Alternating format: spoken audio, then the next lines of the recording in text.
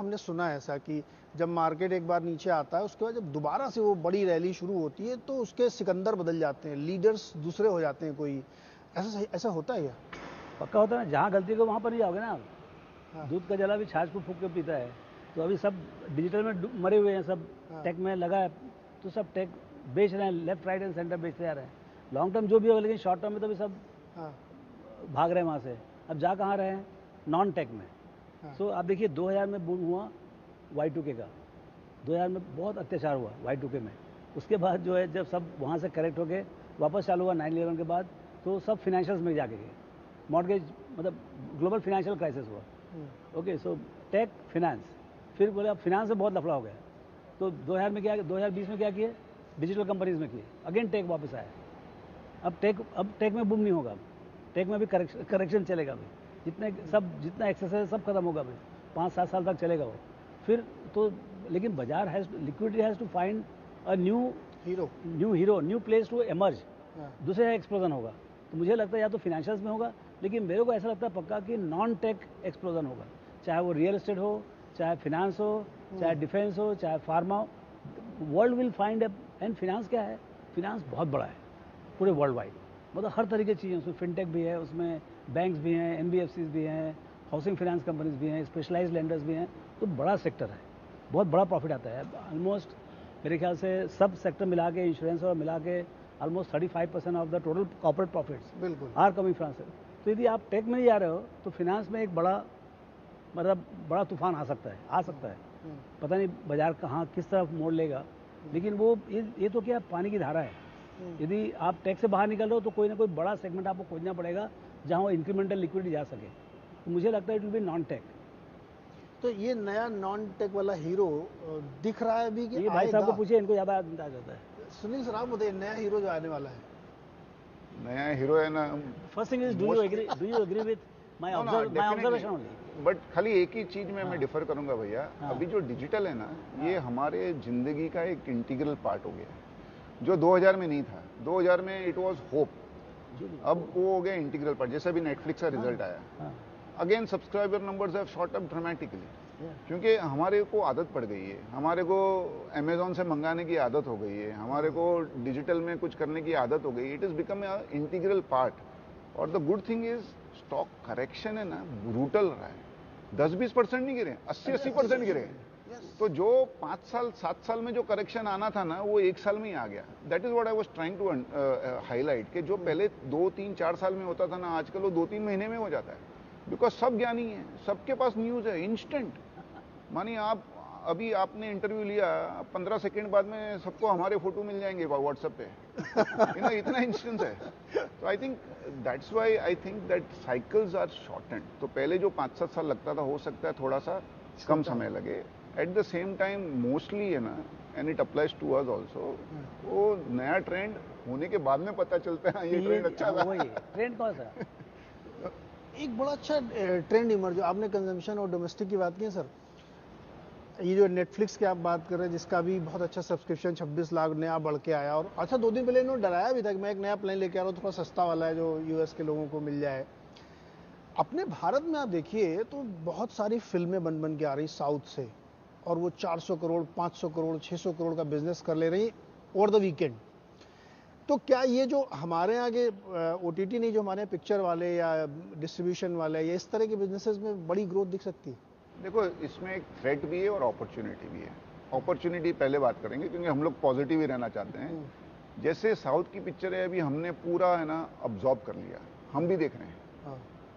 I think it is a big opportunity for Indian film industry to go global. आज कोई picture यहाँ 200 करोड़ करती है, अगर वो यूएस में हिट हो गई तो $1 बिलियन करेगी वो। तो I think that is an opportunity, because ये सब ओटीटी प्लेटफॉर्म से है ना, लैंग्वेज का बैरियर नहीं रहा।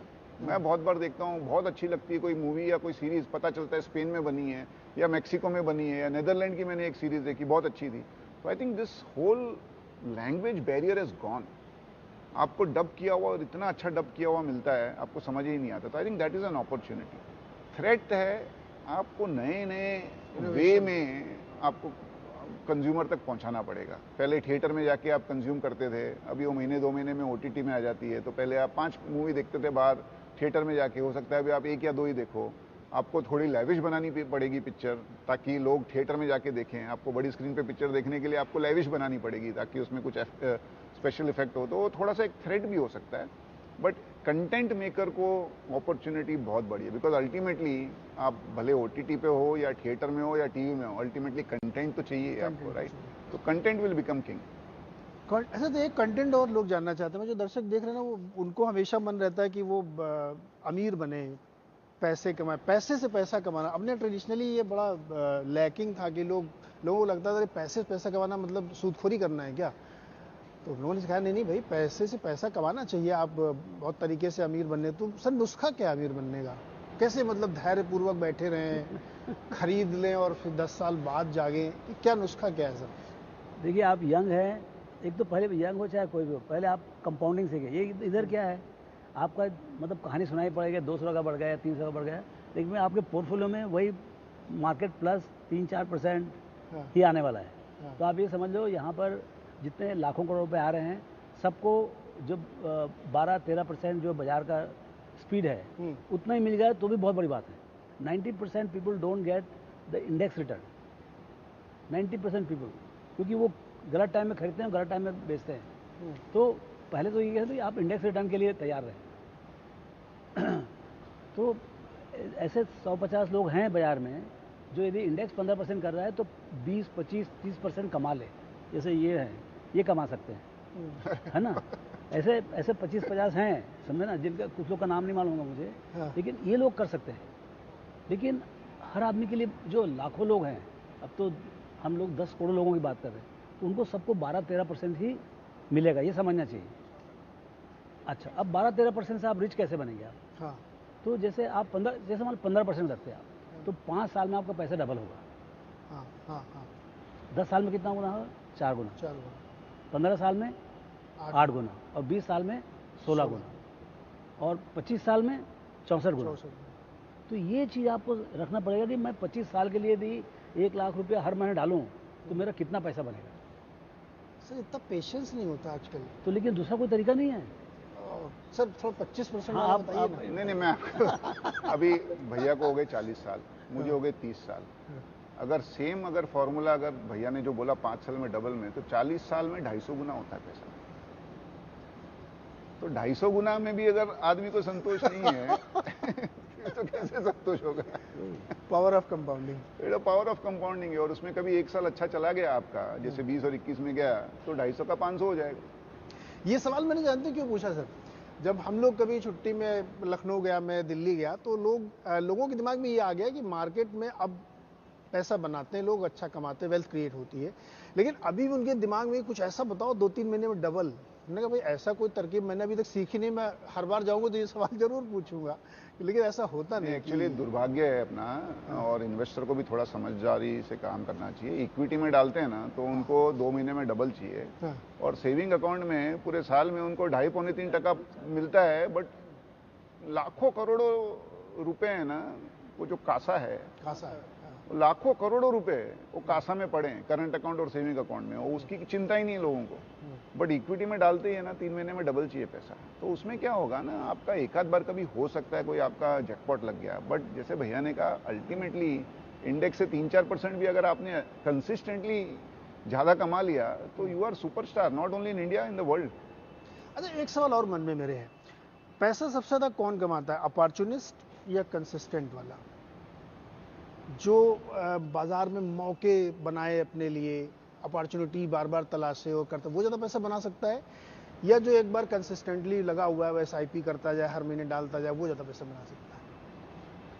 देखिए, जितने लोग हैं उतने तरीके हैं पैसे कमाने के। भाई देखिए, जैसे हम लोग तो प्रोफेशनल हैं, तो 24 घंटे बाजार में जीना, बाजार में मरना है, तो हम लोग को थोड़ा तो कमाई ज़्यादा होगा ना, इतना मेहनत कर रहे हैं तो। बिल्कुल बिल्कुल, है ना, रोज 5 कंपनी से मिलते हैं, ये करते हैं। लेकिन जो आदमी कोई जॉब कर रहा है, बहुत अच्छा जॉब कर रहा है, जिसका 5-10 लाख रुपए महीने का तनख्वाह है, वो तो बेचारा वहाँ बिका हुआ है उसका टाइम, तो वो तो उतना ही टाइम लगा सकता है ना यहाँ पर पोर्टफोलियो में अलोकेट कर सकता है। एक वेल्थ मैनेजर आएगा, दे देगा, तो एकदम सेफ ये करेगा, उसको तो 12-15% ही मिलेगा। सो आप कितना उसमें मेहनत भी इंडिविजुअल करते हो। प्रोफाइल पे तय होगा कि हाँ? आपकी अपनी एपिटाइट कितनी है, आप कितना नहीं, मैनेज कर आप सकते कितना हैं, मेहनत कर रहे हो अपने पैसे के कितनी ऊपर। मेहनत कर सकते हैं। यदि आप 24/7 कर रहे हैं, आप चार्ट अकाउंटेंट हैं, MBA है, जाके आप फोन कर रहे हो, पता कर रहे हो, इकोसिस्टम भैया, इतनी ecosystem। एनालिस्ट 10-15 एनालिस्ट होने चाहिए साथ वही में सब। आपके। तो आप उतना मेहनत करोगे तो डेफिनेटली आपको रिजल्ट मिलेगा ना। हाँ, तो आपका एक्सपेक्टेशन भी सही होना चाहिए। आप जितना मेहनत करो, यदि मैं यदि एक्सपेक्ट करता हूँ मेरे 20% कमाऊँ करके, तो शायद जायज़ है, मेरे मालूम है बहुत डिफिकल्ट है, लेकिन शायद मैं सही एक्सपेक्ट कर रहा हूँ। ओके, मेरे मालूम है 20% कमाना डिफिकल्ट है। यदि बजाय 12% कर रहा है तो 15-16 हो गया तो बहुत हो गया। बहुत बढ़िया। ओके, लेकिन जो आदमी बाहर बैठा है, हाँ, जो कुछ मेहनत नहीं कर रहा, खाली हमको दे रहा पैसा कमाने के लिए, वो तो कैसे होगा? वो तो 12-13% होगा, 14% होगा।